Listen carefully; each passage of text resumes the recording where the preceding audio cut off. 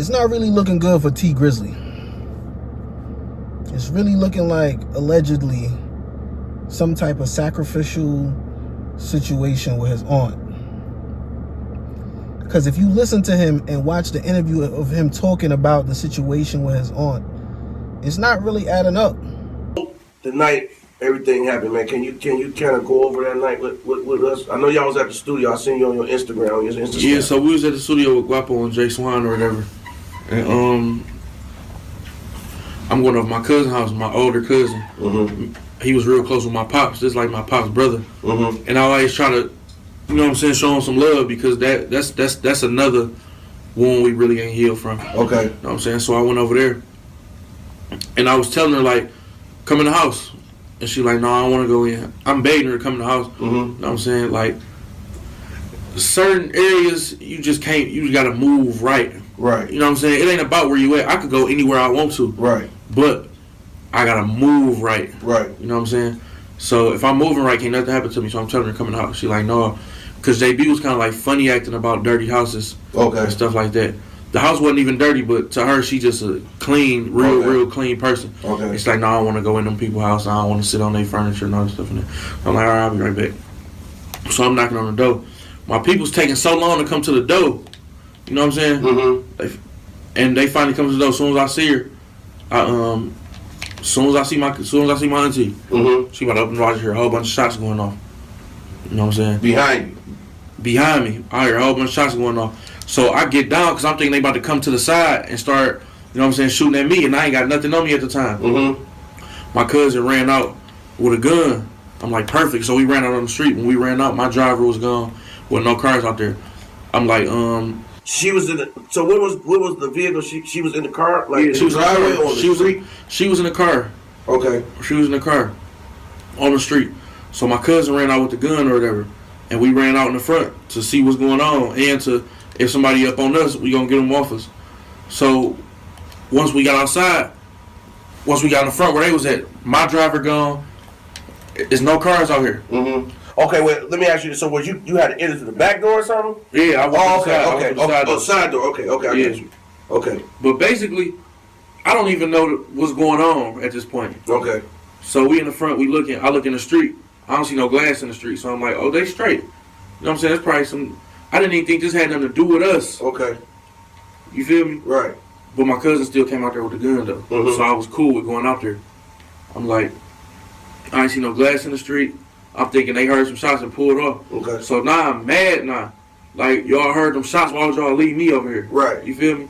You could at least called me and told me, like, it's too much going on over here. Come on, we gone. You know what I'm saying? That my driver ended up calling me, like, and told me what happened. So basically what happened, they walked up to my door and opened my door. You know what I'm saying? Some niggas opened my door trying to get at me. Ended up hitting her up. Where'd they hit her on the body? They hit her on her side and in her arm. She didn't get hit in her head or her face and nothing, just all on her side. You feel me? How many times? On the side where her heart at. Oh yeah? Yeah, on the side like where her heart at too, so that shit was fucked up. She got shot like that before a long time ago with my uncle. Okay. His car got shot up and she got hit in the exact same place, but she lived. You know what I'm saying? Because she went straight to the hospital. Okay. My uncle drove straight to the hospital as soon as it happened. But was she alive when did she die on the scene or the hospital? I think that no, she died at the hospital. She was still alive. She was still breathing and everything. She called me. She called you? While she was shot, she called me. What'd she say? I was trying to talk to her. I didn't hear what she was saying. Oh. She couldn't really form no words.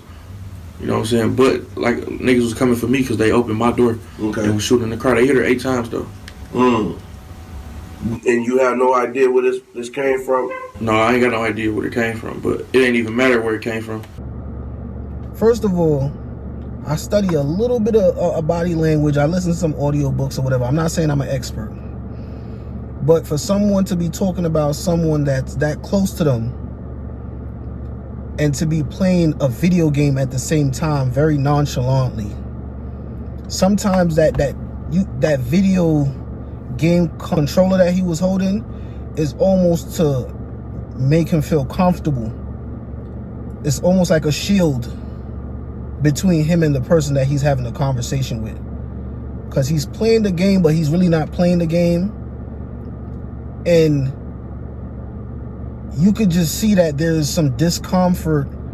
And the dude that's asking the questions, he's really asking some real detailed type of question that they would ask him in the interrogation room. And I don't know if that's on purpose, but what Tee Grizzley is saying really doesn't make any sense. For one, he said that when he went to his other aunt's door and he left his other aunt that got killed in the car, he said as his aunt in the house opened the door, that's when he heard shots. Then he went back when his other cousin came out the house with a gun. Then he went back to the car and he ain't see no broken glass.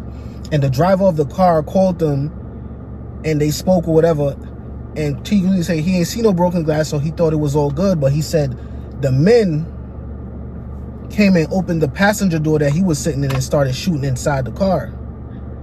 Then the dude asking him the question say, so did your aunt die on the scene or did she die at the hospital?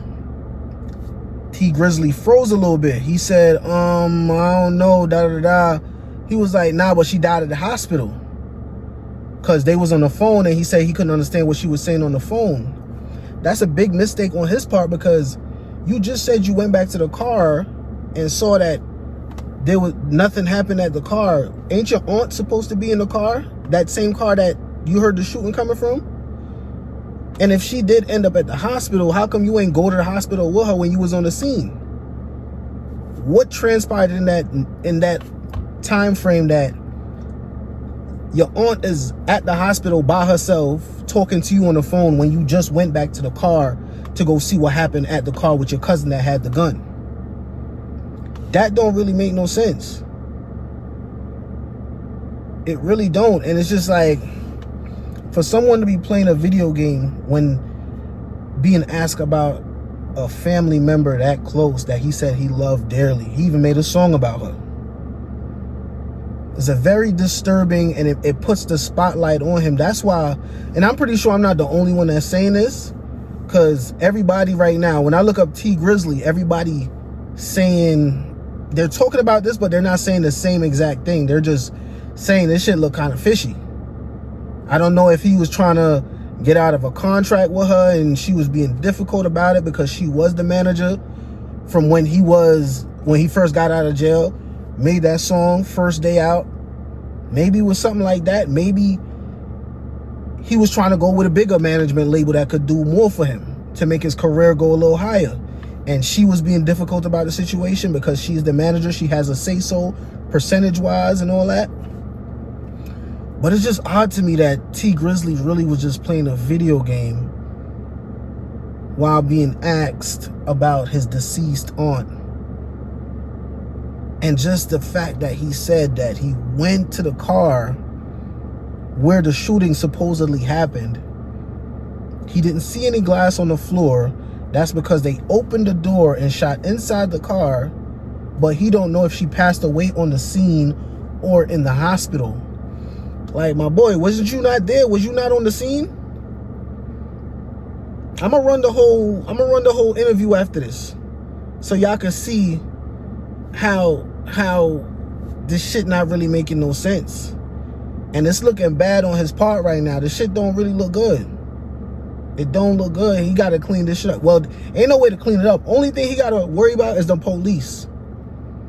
Because the same way everybody else is speculating and talking shit about this shit, he better know that the police is reading between the lines right now, just like everybody else making up their own conclusions. So doing that interview, whenever he did that interview, he probably shouldn't have done that. He shouldn't have done that interview because it don't sound right and it don't sound good. It don't make no sense. And who is the guy right there interviewing him? Because I ain't never seen that guy before interviewing nobody else. Who is this guy? He got to clean this shit up because this shit don't make no sense at all. Tee Grizzley, I don't know if this is a sacrifice, if it's a exit out of a contract. We don't know. But my boy, Academics was just saying you need to tap in with him and he want to ask you some questions about the situations because it's not looking good. Academics ain't say nothing at all when he was watching it. He just let it play. He ain't made no conclusions, and I'm not saying Tee Grizzley is guilty of anything. I'm just saying to anyone that could see and anyone that could hear, it doesn't sound good. It doesn't look right.